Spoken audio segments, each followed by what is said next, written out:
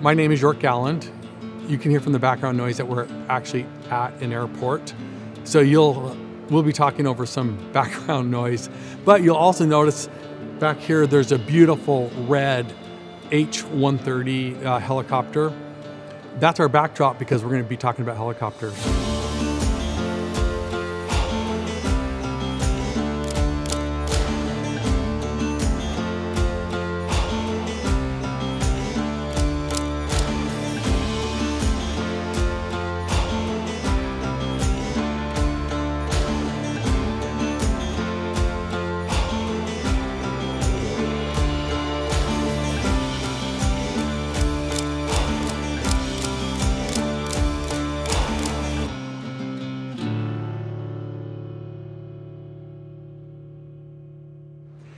About 6 months ago, I transitioned from being a full-time helicopter pilot. I wore this hat or one like it every day. And now, I got a nice mark there. Now, I'm a full-time missionary. That happened 6 months ago. And there were significant changes that took place in my life at that time. I went from making some money as a pilot, maybe losing some money as a pilot, to making no money as a full-time missionary. I went from days filled with adventure, excitement, and adrenaline to never a dull moment. And I went from 8 kids to 208. I work with approximately 200 young men and women. Some things have not changed though. One thing that has not changed is my primary purpose, which has been to help my kids stay on the covenant path. What is that? Well, I'll tell you what, reach out to us. I will send 2 missionaries to your home and they'll tell you all about the covenant path. But it is my purpose to keep my kids on Christ's covenant path. And these 200 young missionaries, that is also my goal, to help them build a testimony in and faith in Jesus Christ that will become the foundation of their lives for the rest of their life. That's my purpose. It's kind of interesting though, as I've noticed as I've gotten older and I've grown in life experience and knowledge, that it's easy to forget or sometimes to lose sight of those simple truths that kind of make up the foundation of who I am and who hopefully most of us are. So those simple truths that make up the foundation, I'm just gonna talk about one, the power of prayer. And I'm gonna tell 2 stories and I will be really brief because this will turn from a little segment into a full-featured movie that probably only my mom would watch. Force a habit. My mom won't watch it, but she will, she knows everything about it. Where was I? Yeah, power of prayer. First story is Parker Wiscombe, Elder Wiscombe. He recently finished his 2-year mission and he's been home for probably a couple weeks is all. And he was a great missionary. Not only was he super capable, hardworking, respected by his peers, his fellow missionaries, he had this quality where he was almost childlike. He wasn't innocent, but he had like this childlike faith. And he was, I'm gonna say, use the word sweet to be around. He was so capable. He was one of my assistants. There's always a couple of missionaries who serve as an assistant to me that helps me do my job as a mission president. We meet once a week. It's like baked into my schedule, Friday mornings. And then after that meeting, I take the assistants to lunch. And early on, he went to Burger Republic. And I was hungry, and they make these amazing burgers. Shout out to Burger Republic. Anyway, I take this, and I take this big old bite out of this burger, and I'm just chewing down on it. And endorphins are hitting, and my stomach is just loving this, and my mouth is too. And Elder Wiscombe, sitting across from me, says, President Galland, should we say a prayer? Should we give a blessing on this food? And I look around and it's noisy. We're surrounded by people. My mouth is full. And I kind of nod to him and point to him, like, you say the prayer, because my mouth is full. And he says this beautiful prayer. It was very simple. He thanked Heavenly Father for this food that we were eating. It was interesting. He didn't make a show of it. There was no display. He also wasn't embarrassed of what he was doing, but he was able to, in that busy place, to simply and quickly to connect with heaven. And I felt that. I almost felt like there was like this conduit, that drowned out the background noise. And I felt connected to heaven in that prayer, in that busy restaurant. And I felt gratitude that he was expressing on all of our behalves. So prayer. Elder Wiscombe, we love you. Keep praying in public. I have to admit that, 52 years of habit, I think he's reminded me to pray more often than he hasn't needed to remind me. But I'm still grateful for that experience. Background noise. Second story, a little longer. About 10 years ago, my younger brother Adam called me up. He had he was a new helicopter pilot. He was learning the ropes, taking after Big Brother. And he called me up and he said, hey, I want to go helicopter camping. He'd been with me, he knew about it. But he says, I want to go to this spot which is very remote. It's on this mountaintop, which I think is going to be kind of technical to land. And so let's go together. You bring your helicopter, I'll bring mine. We'll go camping. Let's bring your 5 boys and my 1 son. It can be a father-son trip. Let's go and, make sure that I'm not an idiot and kill myself and help me land, and let's go do it. So I said, okay, let's go. Next day, checked the weather, packed our bags, packed a lot of food for dinner. The plan was to fly out early and get breakfast at a spot that we all liked. So we packed up and we flew. It was a bit of a journey. And as he promised, the spot was really beautiful. It was really unusual in the sense that there were no roads within, maybe 20, 50 miles.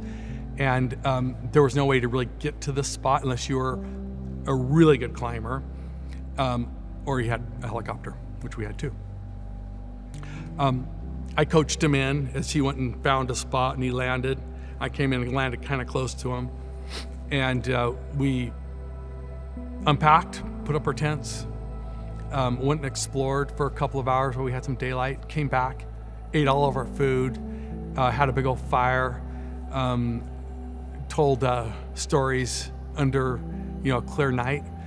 Actually, I probably told most of the stories, and my kids and my brother indulged me. They were probably missionary stories, seriously, from like when I was a missionary. It's a habit, I can't get out of it.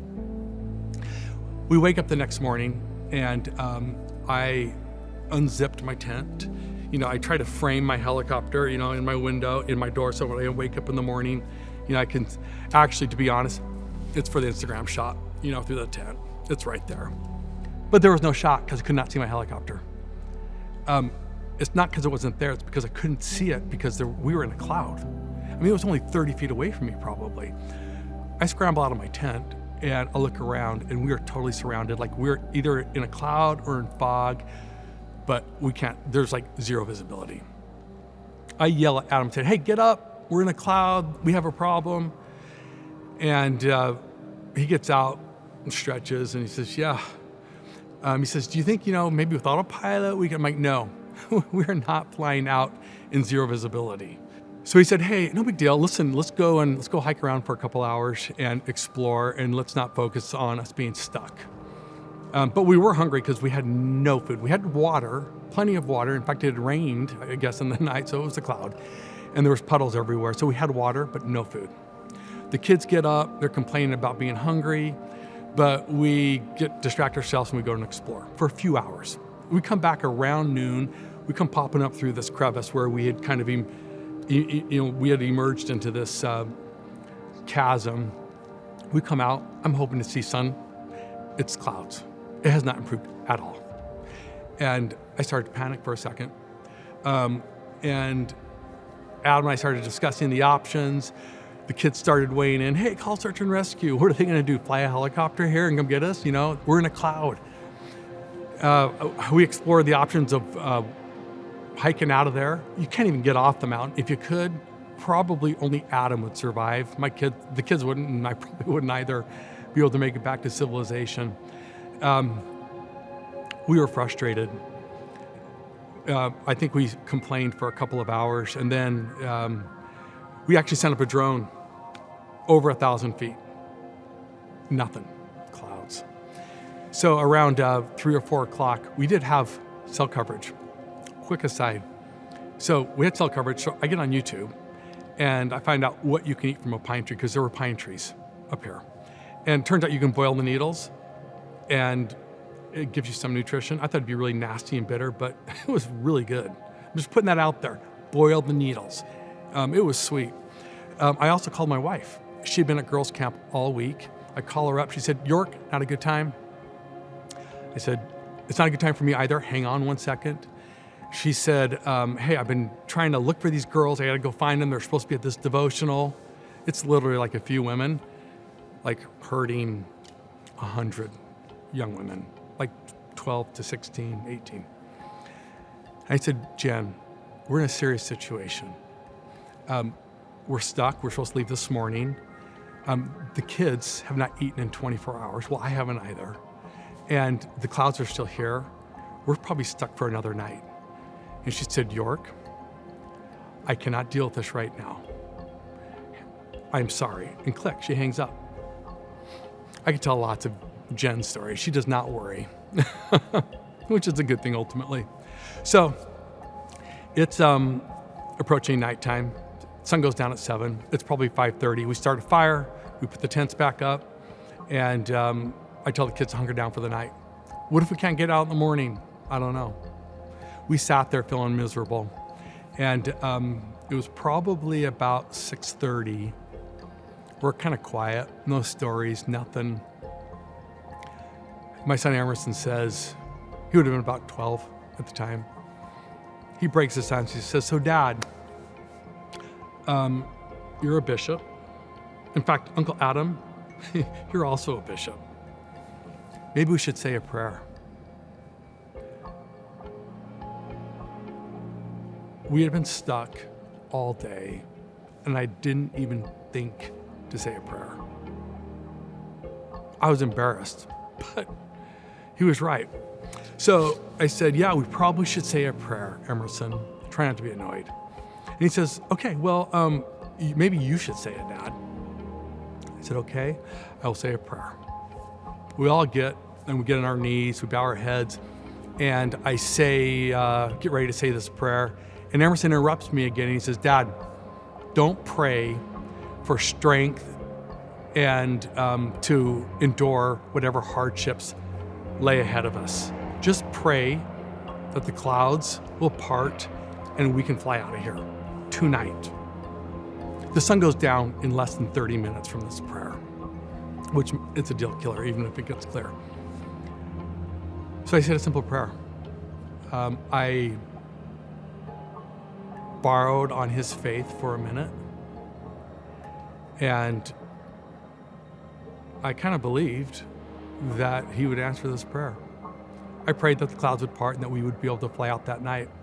I said amen. Sat back down in my camp chair looking at the fire. No one said anything for a few minutes. And then Adam breaks the silence and says, hey, I think it's getting a little bit brighter. I feel like the clouds are thinning. And I said, hey, don't panic, Adam. We're not flying out in thin clouds. We will fly out in no clouds. So get comfortable for a minute.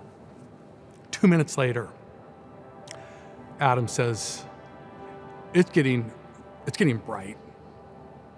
And I start getting up. I'm like, okay. All right, so we might want to think about getting ready. As soon as I said that, we looked up and the clouds had parted. It was like a donut hole in the clouds, went up for at least 1,000 feet. When I saw the clear sky above, in this donut hole in a cloud, I yelled at the kids, get in, get to the chopper. Shout out to Arnold. I said, do not roll up your sleeping bags, do not fold the tents, shove them in, get your seatbelts on, and we're taking off. I said, Adam, you fly out first, I'll come up behind you. I probably didn't trust him to come up underneath me. We wind up, we go up through this donut hole. We break out on top, and there's clouds for a while. And we fly home. So he says, a child shall lead them. And Emerson, he also said, become as a child. And at least on that day, maybe after 24 hours of hardship, and in that moment, I did.